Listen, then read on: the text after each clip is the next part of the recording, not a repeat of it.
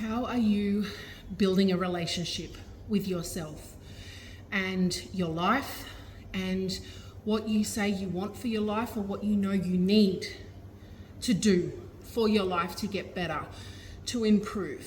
And remember, in this system, in this practice, we are redefining self-care and being well as a responsibility, not as a luxury, not as an afterthought, but for those of us who have roles and responsibilities beyond ourselves. Because let's face facts, we are individuals that are a part of a collective. We don't live in isolation. So as individuals, you have a responsibility to be contributing to the collective purpose of whether it's your home, your family, your workplace, and how you show up and what energy you show up in, your health and holistic health, your social, emotional, well-being health, your physical health, all contribute to the energy and what you bring to those relationships, to those collectives. Are you taking responsibility for who you are in yourself and how you bring that self to those relationships and to those roles? I'm building a new relationship with myself and with movement as practice. So movement for health, movement for life, and then training as preparation for the goals that I have as an athlete and as a woman. And if you are new here, my name is Chantal Thompson and I'm a proud Barkindji Yimpa woman. I am a very proud mum of 5 and Auntie Shan to many more. And those roles, those elements of me are the seed and the source of the life, the love, the leadership, and the legacy that I bring to everything. And I started to really take responsibility for how I was showing up in those roles and what self I was bringing to those roles, and understanding that in order to be able to fully give and fulfill the responsibilities and obligations to those roles, I needed to fulfill my roles and obligations to myself of being well, of ensuring that I was grounded, that I could self-regulate and not make other people responsible for my internal state, my very identity. And I am doing this work through the Warrior Heart Framework, which is a community, it is a movement, it is a practice, and I would love to invite you to come and join the free Warrior Heart community over on Skool, where there is a free call every month, a free power hour of activation where you get to sit with what is the Warrior Heart and how can you activate that in your life.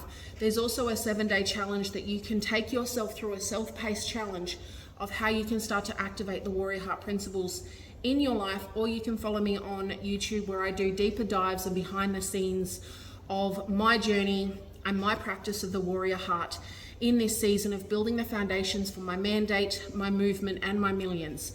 I am bringing the Warrior Heart into the world through my embodiment, through my journey, through my story, and also through creating a community, a practice, and through coaching. And then I've got the Kelowna Foundation, which is a First Nations women and youth organisation that I am growing and stabilising, and I am the Barkindji Warrior, and I'm bringing my journey to Black Belt World Champion. I am documenting my journey to becoming a Black Belt World Champion out loud here on this platform, but more importantly in my community and on my YouTube channel. So if this is speaking to you, head on over, hit like and subscribe, join the community, and if you'd like some help in your journey, hit me up, comment Warrior Heart, or send me a DM, and I will send you the different ways that we can walk together on this journey in activating your Warrior Heart. But yeah, for me, it's been in this journey, it's the 3rd week of my training to journey to Black Belt World Champion. I talked about it in 23. I got my Black Belt in 2023. I talked about it in 2024. I talked about it in 2025, but I didn't move towards it. I didn't daily commit to the training, the preparation of what it would mean, of who I would need to become, the business I would need to have, the body I would need to have, the mindset, the person, the athlete, who I would need to be, the resources that I would need to have in place to fund the training, let alone funding the competition, with the reality of being a single mum to 5 children, but with 3 dependents at home. So this year I'm being about it, and I'm documenting the journey. And right now in this season, it is about sitting with myself and going, what are my foundations? What foundations do I need to have in place so that I'm no longer moving from scarcity and survival mode? I'm no longer self-abandoning or self-sabotaging on my goals and performing and masking, but not being real and consistent and committed. There's a difference between being curious and committed. This season is about becoming committed. It is about laying the foundations and becoming the woman who can carry that dreaming into the world, who can birth this movement into the world through my story, through my example first. And then when I hold that space for others or others come into my space, I can do so with integrity and leadership because I know what I'm being about, because I'm being about it first before I'm doing it. And I realized that it's easy for me to go to the gym and lift heavy weights. It's easy for me to go to the gym when I get to the mats to roll. But the development of skill, slowing things down, the development of skill, the development of technique and mindset, not just showing up off of raw talent and performing with whatever capacity I've got at the time, but slowing it down to develop a mindful, meaningful connection to my movement practice, of moving my body for life before performance, of being present in each moment for development, developing my raw talent into sharpening it, mastering it, becoming the warrior I know I can become, developing the body and the mindset that I know is available to me, and seeing movement in mobility and throughout the day as just movement for life.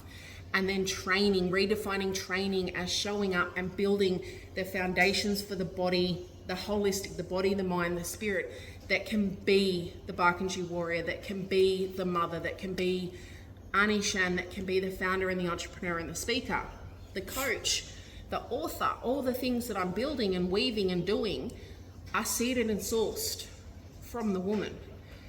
And the body is the vessel that holds the woman, the dreams, the brain, the heart, the spirit. So in this season, yes, those goals are there and they are a North Star for me to move towards.